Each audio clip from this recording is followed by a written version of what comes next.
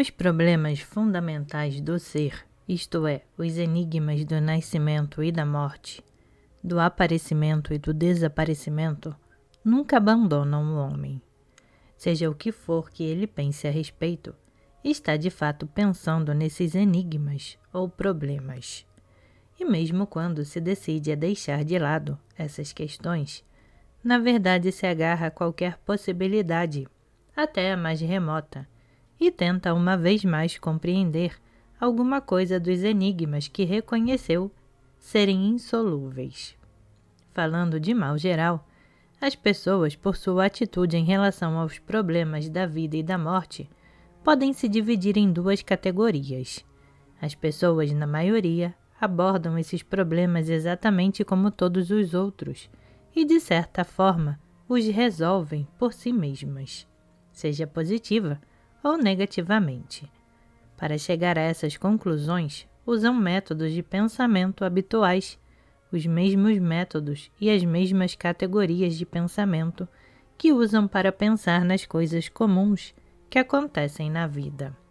Dizem que depois da morte não haverá nada, que além do limiar da morte não há nem pode haver nenhuma existência, ou então que haverá uma existência de alguma espécie, ou semelhante à existência terrena, ou diferente dela, e que consiste inteiramente de sofrimento ou inteiramente de alegria. Mas outros sabem mais do que isso, compreendem que os problemas da vida e da morte não podem ser abordados de uma maneira comum, que é impossível pensar neles da mesma forma que as pessoas pensam sobre alguma coisa que aconteceu ontem ou que acontecerá amanhã.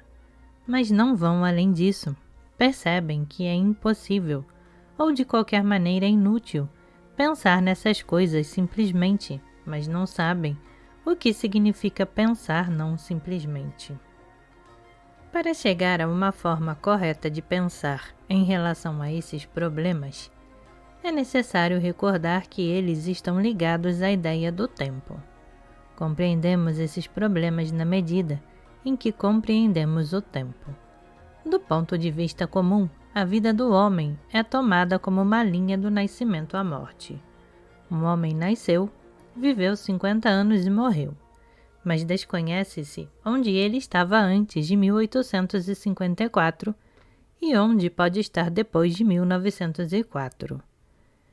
Essa é a formulação geral de todas as questões sobre a vida e a morte. A ciência só se ocupa com o corpo do homem, e de acordo com ela, o corpo não existe antes de ter nascido e se desintegra depois da morte. A filosofia não encara seriamente essas questões e as considera irrespondíveis e, consequentemente, ingênuas. As doutrinas religiosas e vários sistemas pseudo-ocultistas, espiritistas e teosóficos proclamam saber as soluções desses problemas. Na realidade, é claro, ninguém sabe nada. O mistério da existência antes do nascimento e depois da morte, se essa existência existe, é o mistério do tempo. E o tempo guarda seus segredos melhor do que pensam muitas pessoas.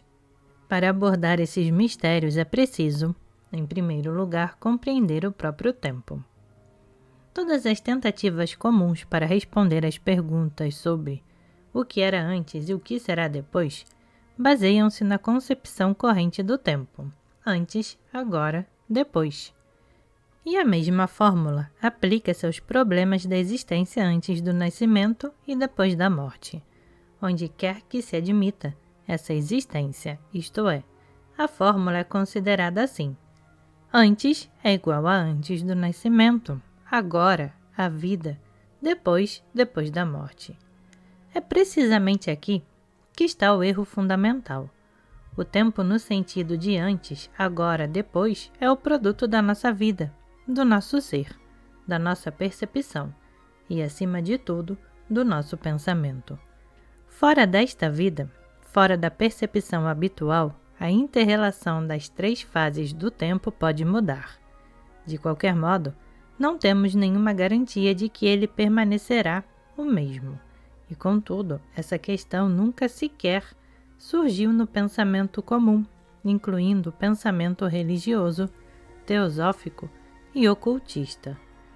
O tempo é encarado como algo que não é objeto de discussão, como algo que nos pertence de uma vez por todas e não pode ser tirado de nós, o que é sempre o mesmo.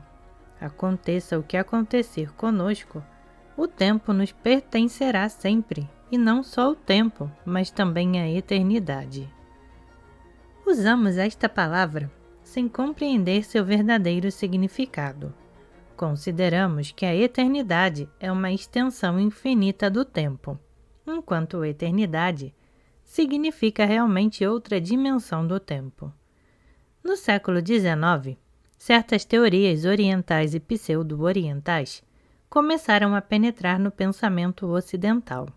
A ideia da reencarnação, entre outras, isto é, a ideia do reaparecimento periódico das mesmas almas na Terra.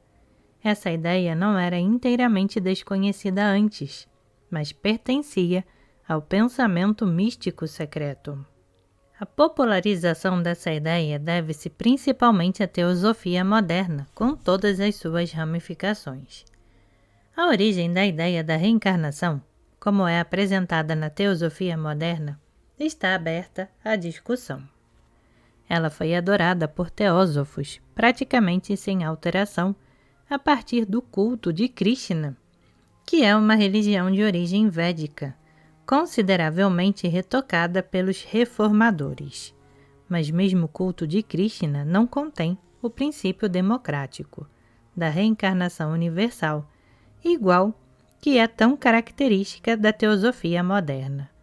No verdadeiro culto de Krishna, só os heróis, os guias e os mestres da humanidade reencarnam. A reencarnação para as massas, para a multidão, para os chefes de família, assume formas muito vagas. Existe na Índia, lado a lado com a ideia da reencarnação, a da transmigração das almas, isto é, a reencarnação das almas de seres humanos em animais. A ideia da transmigração das almas relaciona a reencarnação como recompensa e punição. Os teósofos encaram a transmigração das almas como uma distorção da ideia da reencarnação pelas crenças populares. Mas isso não pode, de modo algum, ser considerado como certo.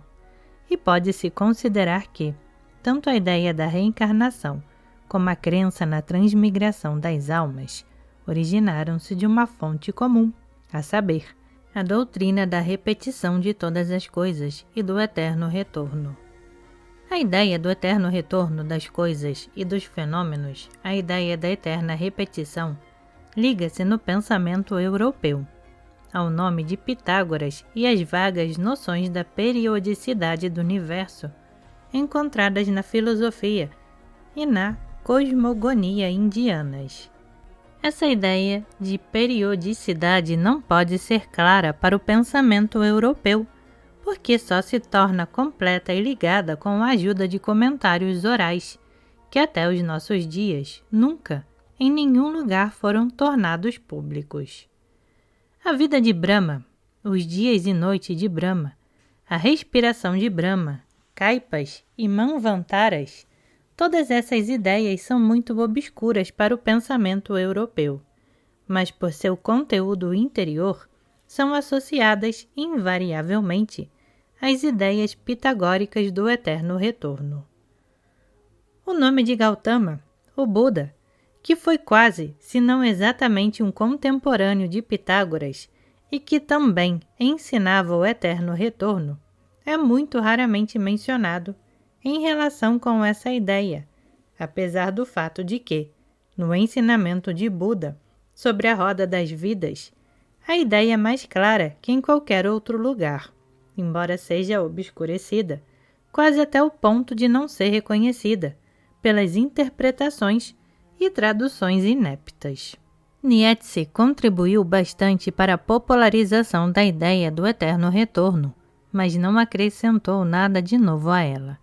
Pelo contrário, introduziu nela várias concepções erradas, como, por exemplo, seu cálculo, que matematicamente está inteiramente errado, da necessidade matemática da repetição de mundos idênticos do universo.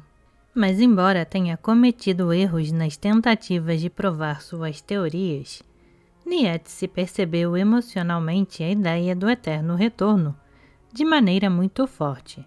Ele percebeu a ideia como um poeta, e várias passagens do seu Zaratustra e de outros livros em que ele toca nessa ideia são talvez as melhores que ele jamais escreveu. Mas a repetição não pode ser provada no nosso plano, isto é, no mundo tridimensional com o tempo como quarta dimensão. Não importa se o tempo é tomado como uma quantidade real ou imaginária. A repetição exige 5 dimensões, isto é, um espaço-tempo-eternidade inteiramente novo. As ideias pitagóricas da repetição de todas as coisas foram mencionadas, entre outros, por Eudemos, discípulo de Aristóteles. A física de Eudemos se perdeu, e só sabemos o que ele escreveu sobre os pitagóricos através dos comentários posteriores de Simplícios. É muito interessante observar que, de acordo com Eudemos, os pitagóricos distinguiam 2 tipos de repetição. Simplícios escreveu: os pitagóricos diziam que as mesmas coisas se repetem muitas vezes. Nesse sentido, é interessante registrar as palavras de Eudemos, discípulo de Aristóteles, no 3º livro da Física. Diz ele: algumas pessoas aceitam e outras negam que o tempo se repete. A repetição é compreendida em diferentes sentidos. Um tipo de repetição pode estar na ordem natural das coisas, como a repetição de verões, invernos e outras estações, quando uma nova chega, depois que a outra desapareceu. A essa ordem de coisas pertencem os movimentos dos corpos celestes e os fenômenos produzidos por eles, tais como solstícios e equinócios, que são produzidos pelo movimento do Sol. Mas se temos que acreditar nos pitagóricos, há um outro tipo de repetição. Isso quer dizer que eu conversarei com vocês e sentarei exatamente desse modo, e terei em minha mão o mesmo bastão, e tudo será o mesmo que é agora, e o tempo, como pode ser admitido, será o mesmo. Porque se os movimentos dos corpos celestes e muitas outras coisas são os mesmos, o que aconteceu antes e o que acontecerá depois são também a mesma coisa. Isso também se aplica à repetição, que é sempre a mesma. Tudo é igual e, portanto, o tempo é igual. A passagem de Simplícios, acima, é particularmente interessante, porque dá a chave para a tradução de outros fragmentos pitagóricos. Isto é, notas sobre Pitágoras e sua doutrina, que foram preservados em certos autores. A base da opinião sobre Pitágoras, que é aceita nos manuais de história da filosofia, é a ideia de que, na filosofia de Pitágoras e em sua concepção do mundo, o lugar principal era ocupado pelo número. Na realidade, trata-se simplesmente de uma tradução ruim. De fato, encontra-se constantemente a palavra número nos fragmentos pitagóricos. Mas só a palavra, e na maior parte dos casos ela apenas completa os verbos, que não expressam a ação repetitiva ou iterativa que o autor pretende descrever. Ao mesmo tempo, essa palavra é sempre traduzida com significado independente, que deturpa inteiramente seu sentido. A passagem anterior, de Simplícios, perde todo o significado na tradução usual. Esses 2 tipos de repetição, que Eudemos chamou repetição na ordem natural das coisas e repetição no número de existências, são naturalmente repetição no tempo e repetição na eternidade. Disso resulta que os pitagóricos distinguem essas 2 ideias que são confundidas pelos budistas modernos e foram confundidas por Nietzsche. Jesus conhecia sem dúvida a repetição e falou dela a seus discípulos. Nos evangelhos, há muitas alusões a isso, mas a passagem mais inquestionável, que tem um significado inteiramente definido nos textos grego, eslavo e alemão, perdeu o sentido nas traduções para outras línguas, que tiram da tradução latina a palavra mais importante. Jesus lhe disse: em verdade vos digo, na regeneração, vós que me haveis seguido. Mateus 19, 28. O grego, a palavra eslava e russa, a alemã, só podem ser traduzidos como existência repetida, tornar a existir, ou nascimento repetido, tornar a nascer.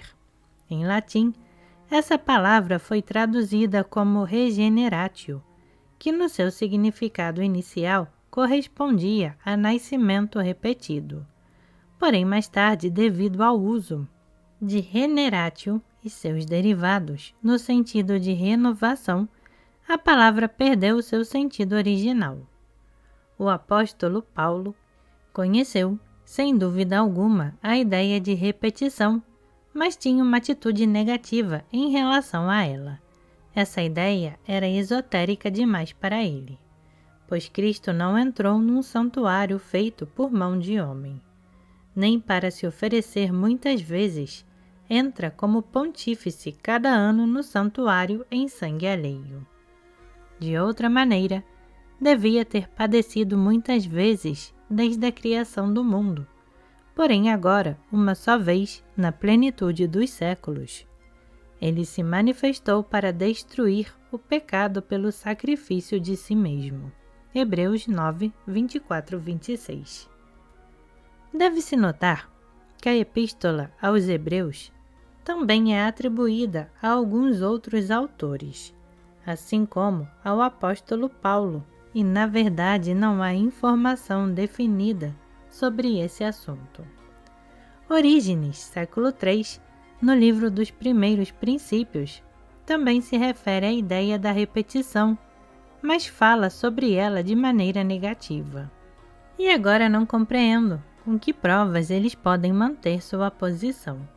Os que afirmam que, às vezes, os mundos aparecem sem serem diferentes um do outro, mas sendo iguais em todos os sentidos. Pois, se se disser que há um mundo semelhante em todos os sentidos ao presente, então acontecerá que Adão e Eva farão as mesmas coisas que fizeram antes. Haverá uma segunda vez o mesmo dilúvio, e o mesmo Moisés conduzirá de novo uma nação com quase 600.000 homens para fora do Egito. Judas também trairá uma segunda vez o Senhor. Paulo usará uma segunda vez os trajes daqueles que apedrejaram Estevão. E tudo o que foi feito nesta vida, disse, que se repetirá. Ao mesmo tempo, Orígenes estava muito perto da compreensão correta da eternidade, e é possível que ele negasse a ideia da repetição de maneira não inteiramente sincera. É muito provável que, devido às condições da sua época, essa ideia não pudesse ser apresentada sem ser negada. Mas é interessante que esta ideia era conhecida nos primeiros séculos do cristianismo. Mais tarde, no entanto, desapareceu inteiramente do pensamento cristão. Se tentarmos seguir a ideia do eterno retorno na literatura europeia, será preciso citar a fabulação notável de R.L. Stevenson, A Canção do Amanhã, 1895, e a história de C.H. Hinton, Uma Comunicação Inacabada, no segundo livro de seus romances científicos, 1898, e também uma ou duas páginas da história Estela do mesmo livro. Há também 2 poemas interessantes sobre o mesmo tema. Um é de Alexis Tolstói. Pela neve e os sulcos da estrada, ladeando a represa da torrente, onde as redes de pesca estão secando, o carro sacoleja e eu medito. Eu medito e olho para a estrada, para o úmido e sombrio tempo cinza, para a margem do lago em declive e a longínqua fumaça das aldeias. Pelo dique, com a face entristecida, segue um velho judeu esfarrapado, e do lago, com um espanadar de espuma, as águas se arremessam na represa. Um rapazola faz soar a flauta que ele fabricou com um caniço. Voam os patos selvagens assustados e gritam ao abandonar o lago. Junto ao velho moinho arruinado, na relva, estão alguns trabalhadores. Um velho pangaré numa carreta arrasta lentamente algumas sacas. E eu conheço isso tudo, tão bem, embora nunca tenha estado aqui. O telhado distante bem ao longe, e o rapaz, e o bosque, e o açude, e a voz lamentosa do moinho, e o celeiro derrubado na campina. Eu estive aqui e já vi isso antes, e o esqueci durante muito tempo. Esse mesmo cavalo se arrastando, arrastava também os mesmos sacos, e ao lado do moinho decadente, sobre a relva estavam os camponeses, e o judeu, com sua barba, caminhava, e a represa fazia um ruído igual. Tudo isso já se passou bem antes, só não posso dizer quando é que foi. O outro é de D.G. Rossetti, Repentina Luz. Eu estive aqui antes, mas quando ou como, não posso dizer. Conheço a grama além da porta, o doce aroma penetrante, o som suspirante, as luzes pela praia. Você foi minha antes, há quanto tempo não posso saber. Mas quando a andorinha alçou seu vôo e seu pescoço girou dessa maneira, um véu tombou, eu soube tudo de antes. Então agora, de novo talvez. Frente a meus olhos suas tranças dançam. Não mentiremos, como já mentimos. E teremos assim, por amor do amor, que dormir, acordar, sem romper jamais essa cadeia? Há uma variante da última estrofe. Isso foi assim antes, e assim o voo em torvelinho do tempo, ainda com nossas vidas, não fará voltar nosso amor, apesar da morte. E o dia e a noite não concederão um prazer uma vez mais? Ambos os poemas foram escritos em meados do século passado. O poema de Tolstói é encarado geralmente como uma simples descrição de um estado de ânimo estranho e passageiro. Mas Tolstói, que tinha muito interesse pela literatura mística e estava em contato com vários círculos ocultistas existentes na Europa na sua época, pode ter conhecido muito, definidamente, a ideia do eterno retorno. O sentimento da repetição dos acontecimentos era muito forte em Lermontov. Ele está cheio de pressentimentos, expectativas, memórias. Alude constantemente a essas sensações, sobretudo na sua prosa. O Fatalista foi escrito praticamente sobre o tema da repetição e da lembrança do que parece ter acontecido em algum passado desconhecido. Muitas passagens de A Princesa e Bela, em particular as digreções filosóficas, dão a impressão de que o próprio Lermontov tenta se lembrar de alguma coisa que esqueceu. Em geral, pensamos que conhecemos Lermontov, mas quem se perguntou o que significa a passagem seguinte de Bela? Eu estava animado por me sentir tão acima do mundo. Era um sentimento infantil, é claro, mas quando nos afastamos das condições artificiais e nos aproximamos mais da natureza, não podemos deixar de nos tornar crianças. Tudo que adquirimos desaparece do nosso ser e nos tornamos, uma vez mais, o que fomos e o que certamente seremos de novo algum dia. Pessoalmente, não me lembro de uma só tentativa de análise dessas palavras em toda a literatura sobre Lermontov, mas a ideia da possibilidade de algum tipo de retorno perturbava sem dúvida alguma Lermontov, ora empolgando-o, ora lhe parecendo um sonho irrealizável. Não seria melhor chegar ao fim da estrada da vida, esquecendo-nos de nós, e cair num sono interminável, esperando um próximo despertar? Valeric. Atualmente, a ideia do retorno e até da possibilidade de uma lembrança semiconsciente se torna cada vez mais urgente e necessária. Na Vida de Napoleão, 1928, D.S.